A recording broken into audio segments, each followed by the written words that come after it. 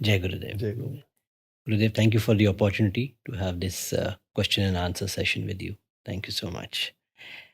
So, as you are aware, I've been on this path for a pretty long time since I met Baba when I was probably 8 years old when he visited Delhi, and went through my teenage years.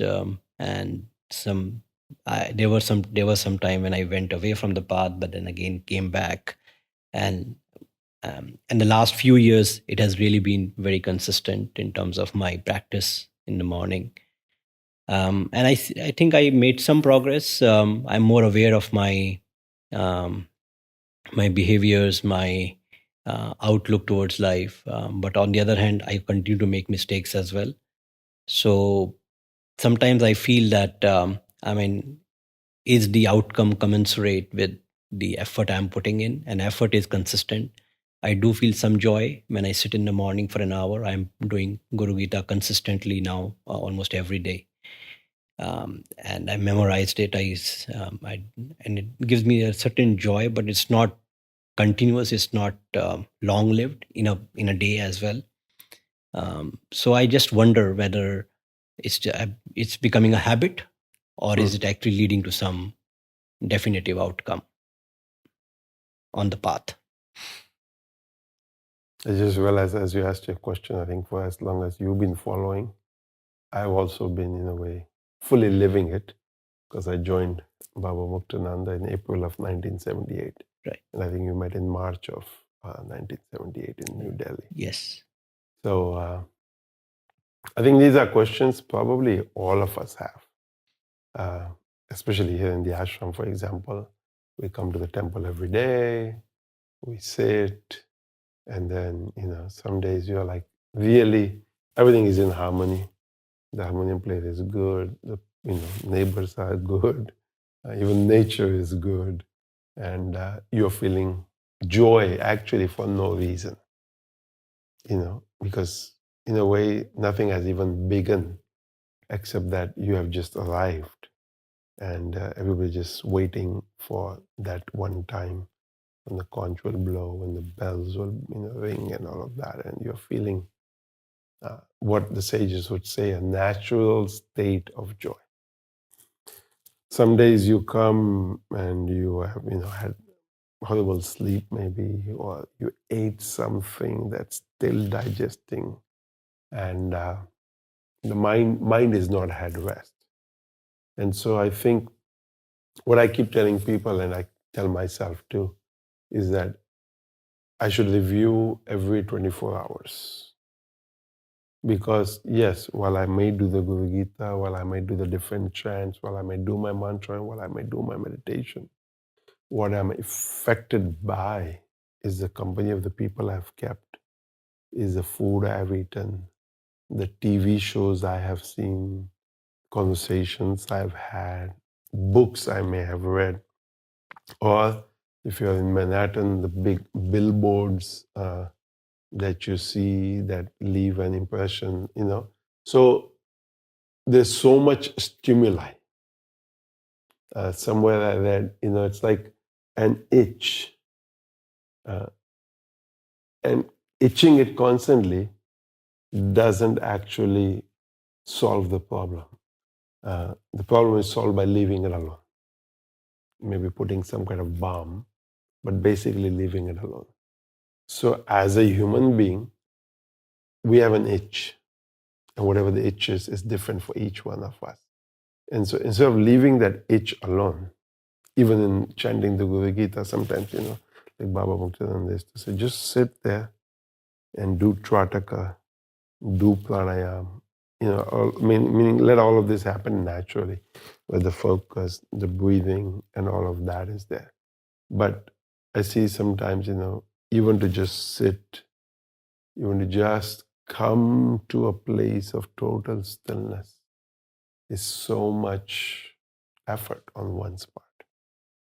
And so I tell or suggest to people, do some Hatha Yoga and some pranayama, because this helps with the physical body.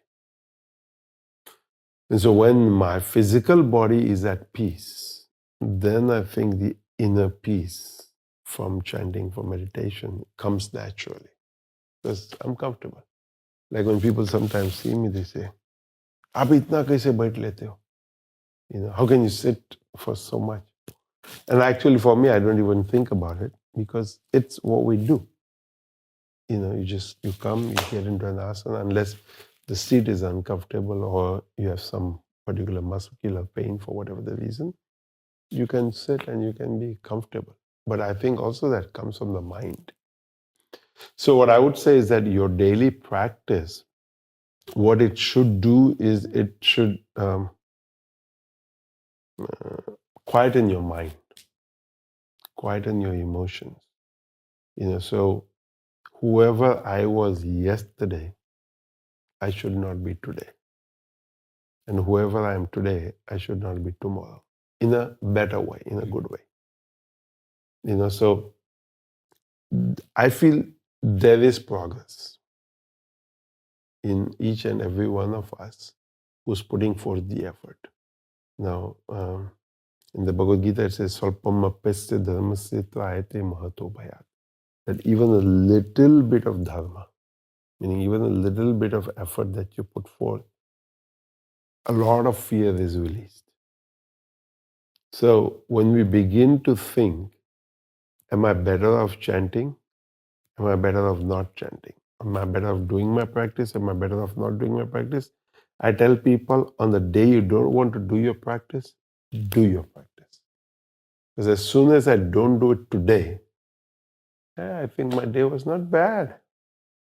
I didn't get angry. I didn't get upset. I didn't have a fight. So then tomorrow, I think, does my Guru Gita really help? Does my meditation really offer a benefit? Yes, it does. It's like a window or the windshield of a car. Every day that we drive, there's bugs that die, there's dust that falls, and you can still see through it. But then there comes a point where you realize, no, my windshield is quite dirty, it needs cleaning. And okay, you can do the windshield wiper and clean it, but then you realize that that is just a temporary fix. The real wash is the wash where it actually becomes clean. So I think there are daily sadhana, which can be for a period of time.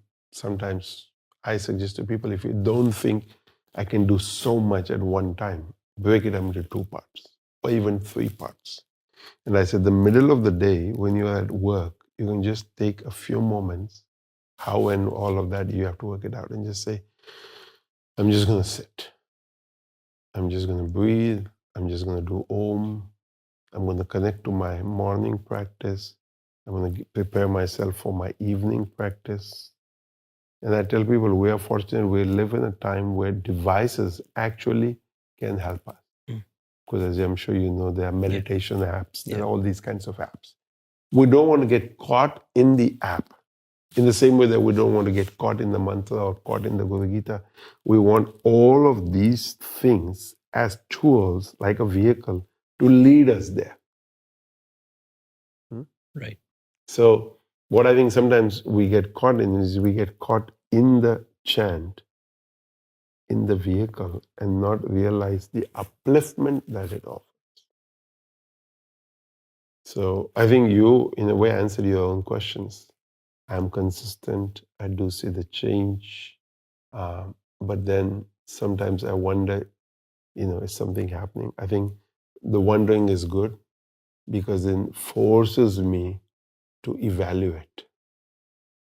And I think as soon as you hear a comment from someone that's negative in a way, then, like for me, I ask myself, why would that person say that?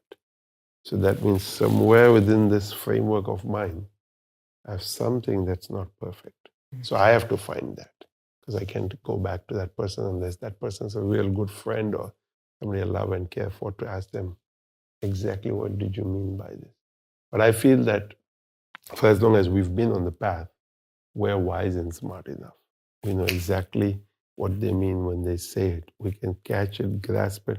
And now the onus is on us, on the individual, to say, okay, I want to go through a process of change and transformation. So when I meet that person again, they see a better Vineet this time than the last time. And I think people acknowledge that. We may not, I mean, I see that. I see, when I hear somebody tell me, that was wonderful what you just said in a talk, for example, so then I go, oh, good. So that means I was in a good space. Yeah. Because I've said the same thing many times, but I was in a good space today. So when I delivered that message, that person also was in a good space, of course. And so they got it. And so therefore, I always think as a seeker is how can I enliven that teaching so it's real for me. So when I share with somebody, whatever it is, it doesn't, it can even be work, but that work brings forth my connection to my God and Guru. So I think that's how I look at it. Thank you. Yeah, the next question is around the love I feel and the emotions I feel when I think of certain saints. When I look at Baba's photo, I sometimes just feel teary eyed. Neem Karoli Baba. And from my childhood days, we had this book, my the autobiography of a yogi, and I used to constantly be fascinated with Mahavtar Babaji's picture. I was listening to a commentary by Krishna Das, I think last year. He has made a very nice CD about his experience with Neem Karoli Baba. And I was listening to it, and tears were just flowing through my eyes, and I felt very emotional. So, where do you think this is coming from? It doesn't happen with everybody, but even Jesus Christ, I feel the same. Whenever I look at a statue or a picture of Jesus Christ, I feel overwhelmingly emotional. So, where do you think this is coming from? Well, we believe in the theory of reincarnation, punarjanma. So we believe that this is not my first life, and that we have lived before. And of course, also spiritually, this is not my first spiritual life.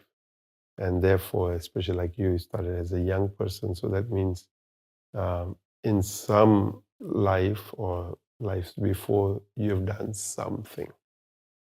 And so ultimately, all these beings are all connected to the same consciousness. So whether you are a devotee of Neem Karoli Baba in your lifetime, because you would have been living in your last lifetime because he passed, after you were born. So this is how I think, that at some point in time, we lived as someone. And if that great being also was a great being in a past lifetime, because he's become a great being in this lifetime because he's done sadhana. And so therefore that means that me in my some lifetime previously was with that being, and therefore we have that connection. And that being evolved, I evolved. And so as we evolved, then in my evolution, I met different beings at different times. And in this lifetime, I'm connected to Baba Muktananda. And so I think Baba Muktananda himself would acknowledge, and you read that in some old magazines, that Baba would sometimes say, you go there, go have darshan of so and so. Like, for example, I think you recently mentioned Indra. Indra talks about that Baba sent him to the Samadhi of Ganeshpuri Maharaj. Yeah, right. And there he had a great experience. Indra and Baba loved, they both loved each other. I would say Baba loved Indra loved Baba. But some spiritual connection of Indra had to happen at Ganeshpuri Maharaj's Samadhi. Yeah. Now, a great being is not going to say, why I'm sending you there, or what is it that is there for you. He just says, go there. And I think we don't even have the courage sometimes to ask him, why? He just says, I told you, go, especially in the Indian tradition. So, therefore, when you think and realize that through lifetimes, because all of this is constant effort. And so in different lifetimes, company of these different great beings in there, whoever they were, because they would not have been Muktananda or Neem Karoli Baba in that lifetime, they would have been some other great sage. They could have been Mahavatar Babaji, for example, we don't know. And that through their evolution, they changed names, they changed forms. So they changed forms, so they changed names. And then we don't know that, but the samskaras within me, the impressions within me, remember those connections.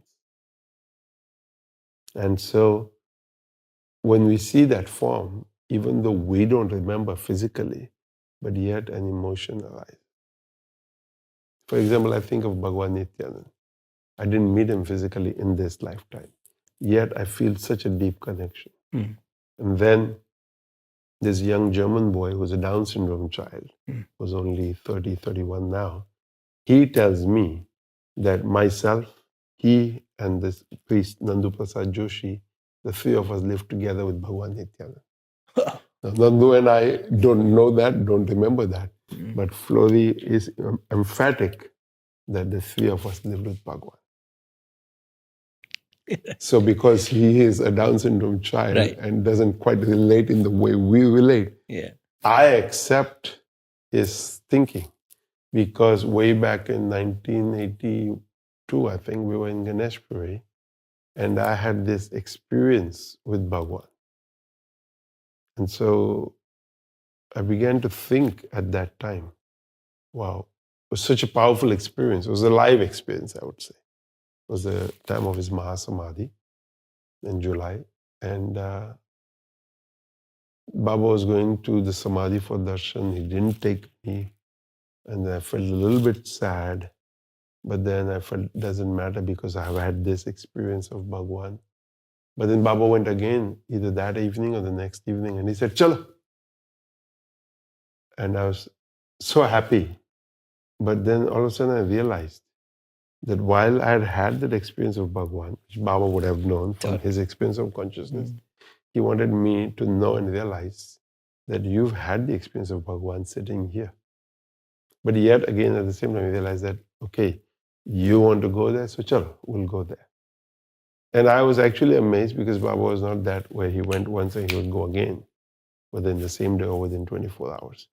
But I felt like he took me for two reasons. One, to offer gratitude to Bhagwan for the experience that I had. And also that, chalo, you want to go with Baba for Bhagwan's darshan? I'll take you. So it was so many levels of communication without any words said.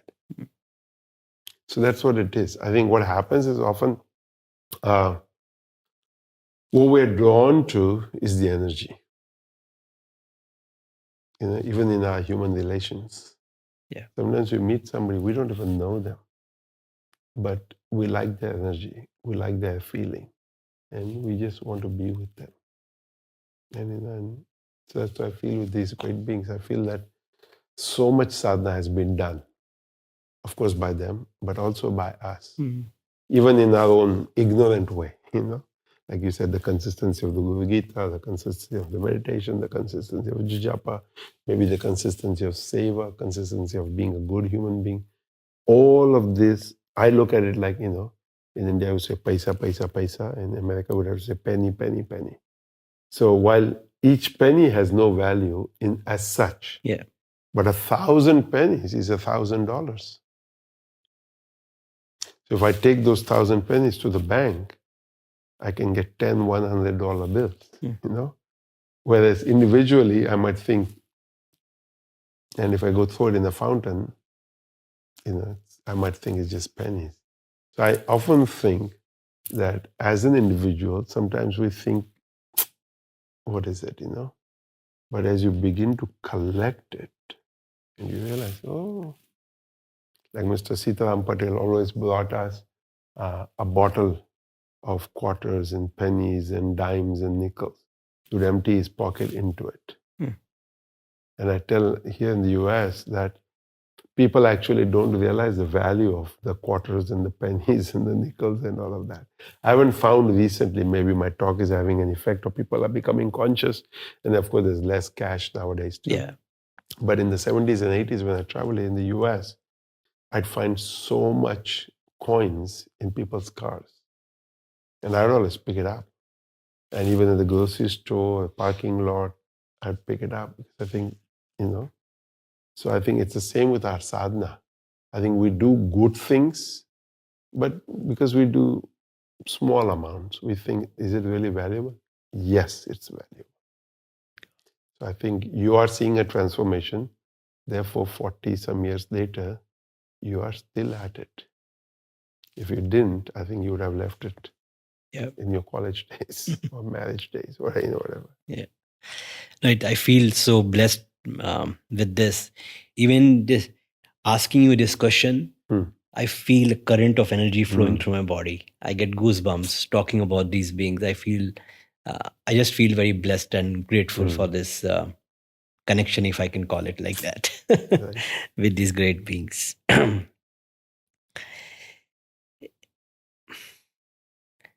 So, one of the observations I have is, Bhagwan Nityananda. I mean, he was just sitting in Ganeshpuri doing nothing. And he had no need for any action, for any progress, for any ashram, for anything to be built around him. He just sat there. Baba, he built. I see him that he wanted action, he wanted things, and he wanted an ashram where people can benefit from what probably he experienced. And you are living the same kind of tradition of Baba, that you want to build these places, create an army of these students and disciples who will continue to expand the message of Baba. So how do we reconcile between the need for this action and the just non-activity or non-action that Bhagwan Nityananda symbolized, if I can say? I think great beings or avadhuts like Bhagwan Nityananda are there. We've had them. I won't say that we have not had them. We've had them. But it's, even Swami Chidmananji said that in the second chapter of the Bhagavad Gita talks about a sthita prajna, a person in steady wisdom. And he would visit Bhagwan. He would take people to meet Bhagwan. And he would say, what we talk about is the direct experience here. So I think a lot of sadhana in so many lifetimes has brought an individual to that place. And Baba Muktananda, when somebody asked him a question of why doesn't your guru do more, he said, what makes you think he's not doing just because you think he's sitting there? He said he's still doing something. And the way I understood this is because in the 50s, people came from the US to meet Bhagwan. Yeah. Not a lot, but some. So then I begin to think, like, wow, Baba's answer in a way is correct. Because how could a man or a couple that sitting in the US get a dream about him or get a vision about him and come to Ganeshpuri, which was not easy to get to, and experience what they experienced? So while at a physical level, he didn't do anything. He built his one ashram in Kanangad. And then I think he probably realized to himself that he's getting himself bound. Because that's what an ashram does. Yeah. All of a sudden you feel responsible. This is my place. My name is attached with this place. And so we feel responsible. So I think he built that ashram in Kanangad, which is also a very interesting ashram because there are two places. One is the Guru Vanam and one is the ashram. So Guru Vanam is like 15, 30 minutes away. It's a little bit of a forest where other than sadhus, nobody's allowed to live at night. Everybody else is sent away. So the pujari and a sadhu can stay there. And a nice place that the current trustees have built in the last 20 years. And there is what they call a Papnashini Ganga, a spring of water that he started, which he said, if you have it, all your sins will be destroyed. Whether it is or not, it's, I think, up to us. So that water still flows. And then he built the ashram, which is caves, about, I think, 40 of them, from rock. So which, how he did it or whatever. And there are so many interesting stories associated with the English people. They were the rulers at the time, and how they dealt with him in the railway and so on and so forth. So I think by the time he came to Ganeshpuri in 36, he must have decided within himself, okay, bas ho gaya, enough. Got it. And so I think there, then he just lay down or sat, lay down, sat, and walked. Yeah. And still a lot happened because 1,000+ people, I think, came every day. Wow. From the pictures is how I look at it. Mm. That people came on a regular basis. And it was not easy to get to Ganeshpuri at that time. Because even when I was born in the early 60s, it was not so easy from what little I remember and from my parents telling me how you had to get there. Because after in the 70s, it got easier and so on and so forth. Then I think people like Baba Muktananda, I think tried to be an avadut. So you will find that Baba Muktananda has a langot picture. Mm-hmm. And so I think he thought to himself, maybe I have to be like that. But then somewhere in the 60s, he started wearing clothes. He started becoming the Paramahamsa Muktananda rather than the Avadut Muktananda. And I think that he chose that path. And I still, in some ways, debate within myself which is the path that I like. Of course, because having lived with Baba, that's what I emulate. But then sometimes when I'm sitting by myself alone and I look at his pictures or look at Baba being the Avadut, I think to myself, I wonder if the Avaduta is a good state. But then when we read the Avadut Sutram every day, that I'm not the body, I'm not this, I'm not that, I think, okay, I'm not there yet. So that's really where I tell people, if you really want to understand, the 16 verses of the Avadut Stotram say a lot. And so if you can even pick up pieces from that would be wonderful. Okay. So that's the reconciliation, I think, is to find a balance of not doing and doing. Take times, so relax. I think maybe you've answered this question already in the first question, but how does one unlock the sustained joy, unaffected by daily issues, ups and downs, and emotional distresses? And when people's actions, they create anger or turmoil within you. So how do you live in a state of sustained joyfulness? I would say that I would have to become established in it. The individual, himself or self, has to become established in the state of joy. Again, that H, these are all H's. And like I tell people, if somebody says to me, Gada hai tu, you're an ass or you're a donkey, you can just smile because you can look at yourself and see that, no, I'm not a donkey. Maybe I'm a donkey in my behavior, but I am not a donkey. And so again, to just be able to kind of laugh at that, to yourself and really laugh at the silliness of the comment, first of all, and silliness maybe of your own behavior, which would have caused that comment to come about. So what I tell myself again and again, Baba Muktananda used to say, an elephant walks in its own gait, in its own way. And the dog is barking. The elephant is not bothered. And so I think to myself, so how can I become the elephant?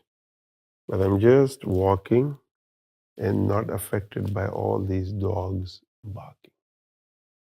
So I think detachment, vairagya, because why am I reacting? Is because I'm being the father, I'm being the husband, I'm being the son, I'm being the friend, I'm being whatever it is, the role that I'm playing in life. Is what the sadhu or the avadut has done. He has actually become detached. He's not, getting himself or allowing himself to be affected by these things. Why is my mind disturbed? Because all of a sudden I feel upset at the comment someone has made. But if my mind is actual in a real state of detachment, technically I would not be affected. But I'm affected, so I react. I don't get affected, so I can just be. So that's what really is. I think allowing yourself to become established, tatastha, as the scriptures say. Uh, what I say from the Patanjali Yoga Sutra is Stiram Sukham Asanam. Whether your asana or your posture in life, your place in life is so steady and you're comfortable. You're comfortable in that place. I mean, I can say all this now, 40 some years later, I'm sure 20 years ago I would not say this with so much conviction with which I say it now. Because as I've traveled this path and spoken and studied and listened and all of that, contemplation, pondering, rumination, all of these things, you come to realize that actually it's nothing external. Whatever the work is here, in my own mind, in my own heart, in my own being. So if I'm at peace, I can go anywhere and I'll be at peace. Like Baba used to tell a story, a great being walks down to a village or walks through a village, they welcome him with flowers. He walks to another village, they throw stones because they think he's a madman. And in both places, he's just, wow, kya leela hai teri. What a play. Whether it's flowers, whether it's stones, it doesn't matter to the sage. Sage looks at it as a play. So can I bring my mind to that place where I can just see it as a play, as a leela, and not allow myself to get affected? Detachment. Yep, got it.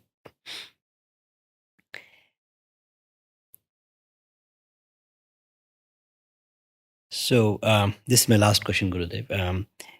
How does one unlock the unlimited potential to do whatever one decides to accomplish while staying in a state of joy?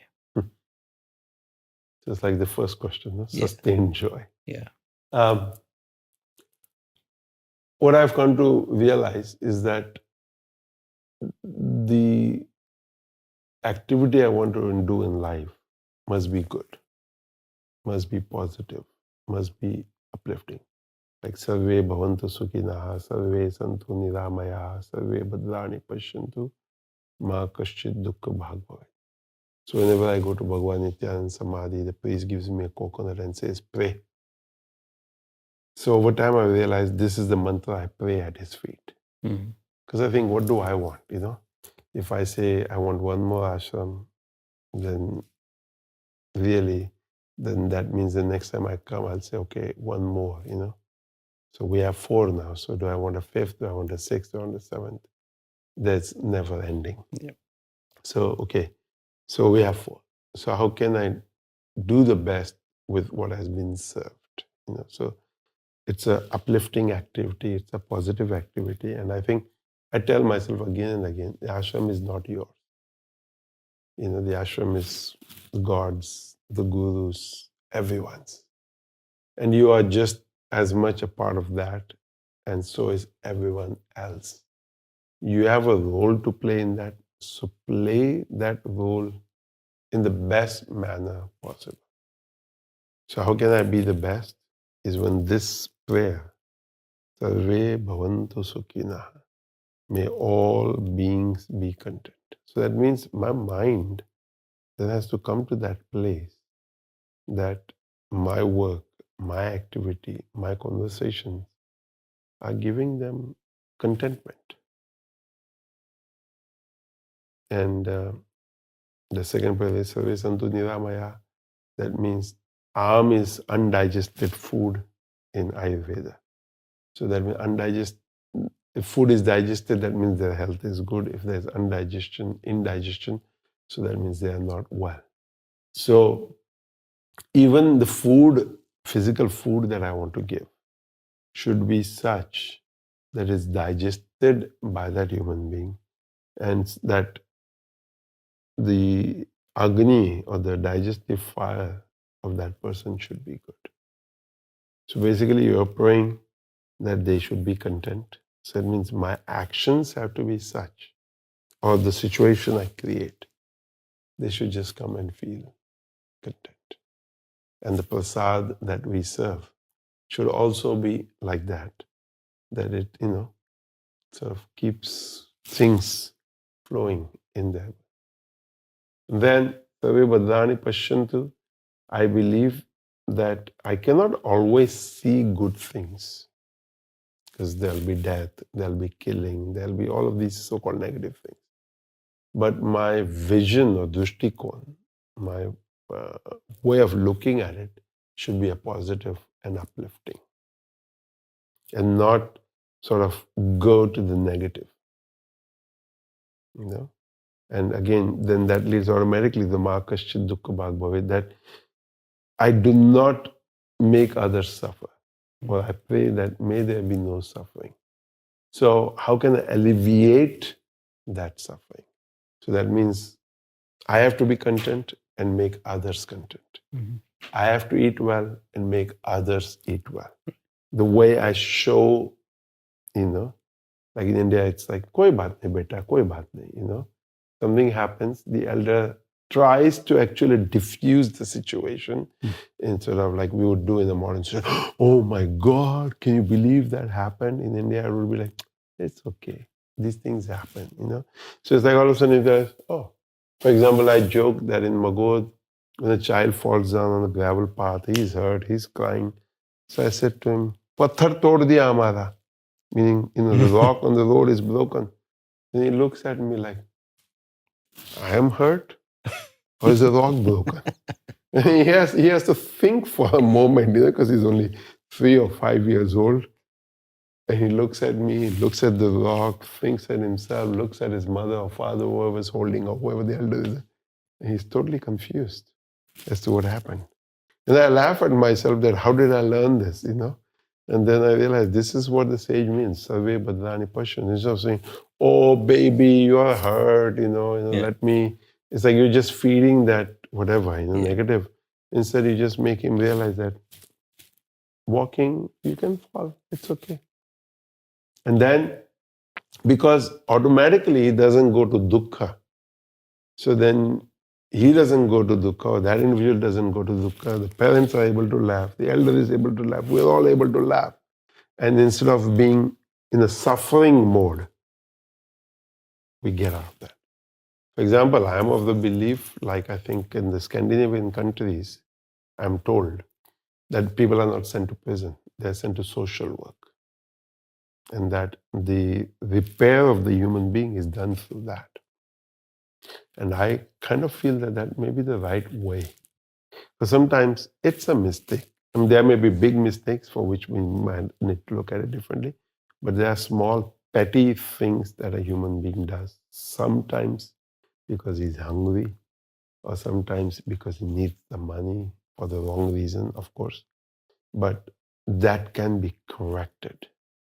So I think for me, over the period of time that we sing this, I think it's a very, small shloka.